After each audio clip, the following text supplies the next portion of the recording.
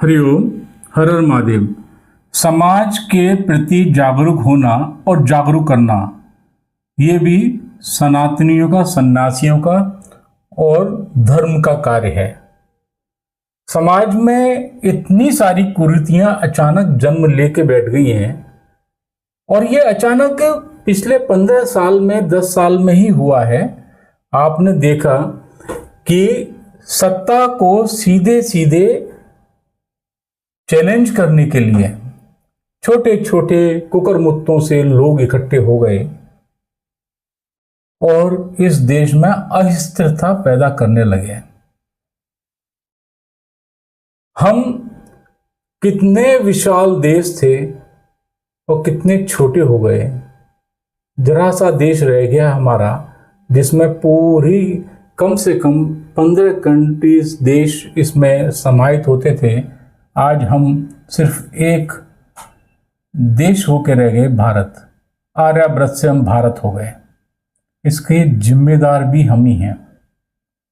इस समाज में सरकारें किसी भी विषय पर तब तक जो है चेतती नहीं जब तक कि उनकी सत्ता डावाडोल नहीं होती। कोई भी सरकार आंख मूंद कर बैठी रहती है जब तक कि जन आंदोलन नहीं होता, लोग अपनी आवाज को मुखर तरीके से नहीं उठाते। कुपोषण की बात तो छोड़िए, वो एक अलग विषय है। इस देश में जितनी भी खाने पीने की चीजें मिल रही हैं, वो चीजें कितनी नकली हैं और कितनी असली हैं, ये सबको पता है। सरकार के सारे विभाग हैं, खाद्य विभाग है, चीजों को देखता है।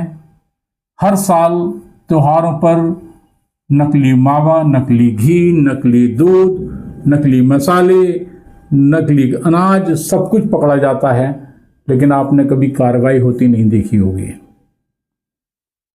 वो छोटी छोटी बातें जो एक आम आदमी को पता हैं, क्या वो सरकारी तंत्र जो कि पूरे देश को चलाता है, जिसकी नीतियां विदेश नीतियों तक मानी जाती हैं, जिसका इतना भयानक तरीके का खुफिया तंत्र है, गुप्तचर हैं, विभाग हैं,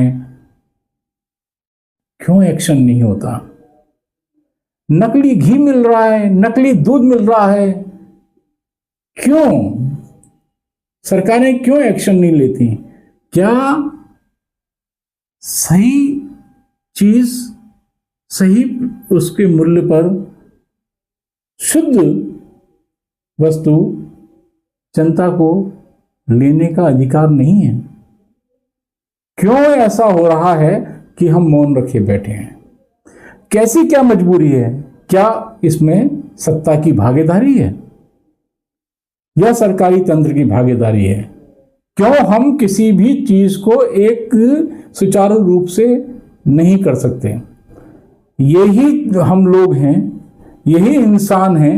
अगर आप कोई भी नकली चीज बेचते हैं तो आपको सजा का प्रावधान आप अरब कंट्रीज में देख लीजिए, आप यूरोपियन कंट्रीज में देख लीजिए, वहां क्यों नहीं होता?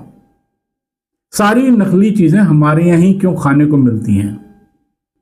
क्या हम लोग इस तरीके के हो गए हैं कि हमें कुछ भी दे दो, हम गार्बेज बन गए हैं, गार्बेज बॉक्स बन गए हैं?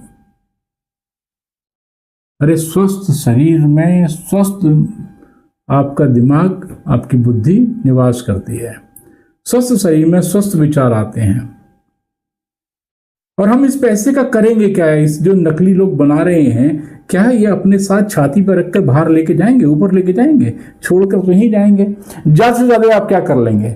एक अच्छी गाड़ी ले लेंगे, बड़ा मकान ले लेंगे, अय्याशियों में उड़ा देंगे, महंगी शराब पी लेंगे, महंगे, और तो कुछ नहीं कर सकते ना। खाना तो आप 2 रोटी की भूख है तो 4 नहीं खा सकते।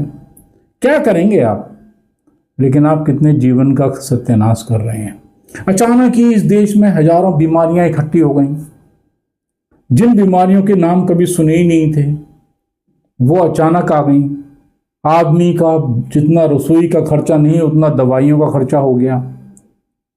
एक समानांतर जो है इंडस्ट्री बन गई, मेडिकल इंडस्ट्री। जो गाय बगाए शहरों में एक आध मेडिकल की शॉप हुआ करती थी, वो भी खाली बैठा करते थे। आज हर गली में 4-4, 5-5 मेडिकल शॉप खुल गई। कहाँ से आई इतनी बीमारियां? ना वातावरण शुद्ध, ना खाना शुद्ध, ना विचार शुद्ध, ना शिक्षा शुद्ध। अरे तो हम हैं क्या? हम जी किस लिए रहे हैं? सरकार हमें क्या दे रही है? हम किस लिए आपको कहें कि आप हमारे अन्नदाता हैं, हमारे राजा हैं? बहुत ही दुख है, बहुत ही दुख है। अरे हम तो जानवरों का चारा तक खा जाते हैं। जब हम चारा खा जाते हैं तो जानवरों को चारा नहीं मिलता।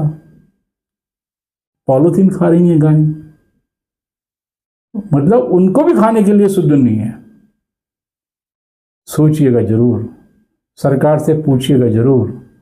सरकार कोई भी हो, सत्ता से, शासन से, आम आदमी, ये जिम्मेदारी बनती है। आप शायद ये बात कह पाए ना कह पाए, आपकी बात मैं अपने शब्दों में महसूस कर रहा हूं और कह रहा हूं। मैं देखता हूं, बड़ा दुख होता है। सोचें और इसके लिए आवाज उठाएं। आपकी जय हो, धर्म की जय हो, भारत माता की जय हो।